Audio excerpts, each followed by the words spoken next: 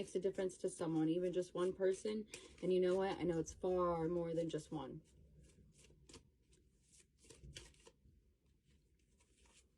Last question. To where does my soul want to travel? When we travel, we grow.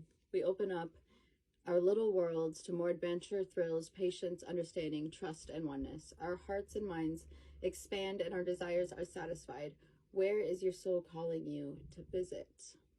Something I like to do when I'm resting and playing is looking at all the places I want to travel, making a Pinterest board, plotting a road trip that I have no money to go on and no vehicle to do so. However, I know all the places I would go, and I plan that. And I think about all of the things that it would take to do that. And then I maladaptive daydream for a day or look up, like, I just learn. Sometimes resting for me is learning, but it's picking a subject that's a little less difficult to learn about, right? So maybe instead of learning about constantly informing and updating myself about the hurricanes and the natural disasters going on in including North Dakota, not North Dakota, however, it could be possible that we will be seeing a natural disaster in North Dakota. Now that I say it, I was going to say North Carolina was significant for someone in that area.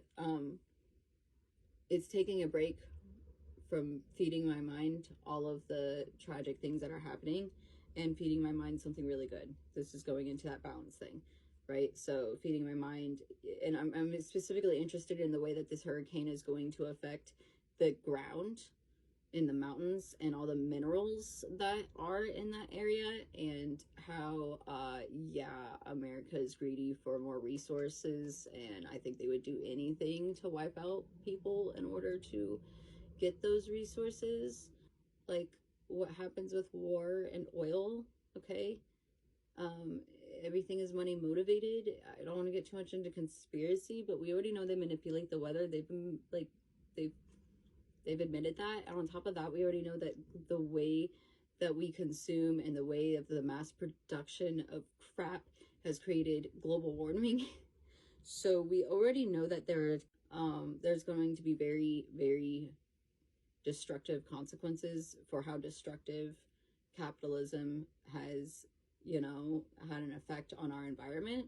And we're going to see more natural disasters. And I'm trying to look at the big, like, I'm trying to absorb everything that's happening right now, which is really fucking sad and fucked up, and it's got me all freaked out.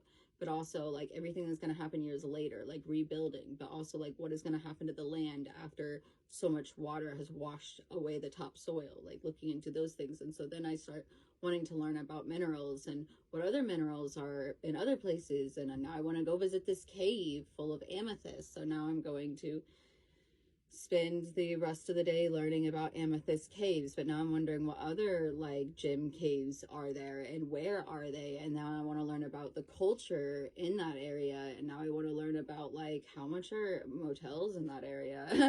Like there's so many things. So sometimes my rest and my balance and my playtime is just picking a less stressful subject, because I do not have to heal all of the time. I do not have to do that. I want to do that because I know it's something I have to do in order to keep being different and better and improving my life and taking the next step towards the thing that I know I deserve.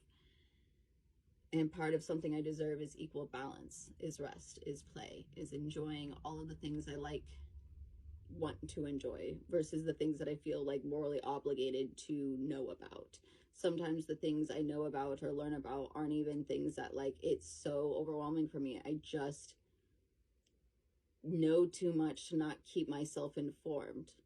Like once you realize things, you can't go back and like unsee them. So now I have to constantly update myself on what's new to see.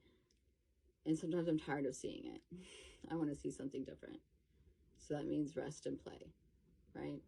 Being on the phone less and getting outside more. And then when I'm on the phone, picking like a really happy subject that doesn't stress me out to like feed my mind, because I do have this repetitive loop in my mind, and whatever I feed it is what will replay. So right now, especially after talking about SA and trying to recover from that, even 9 years later,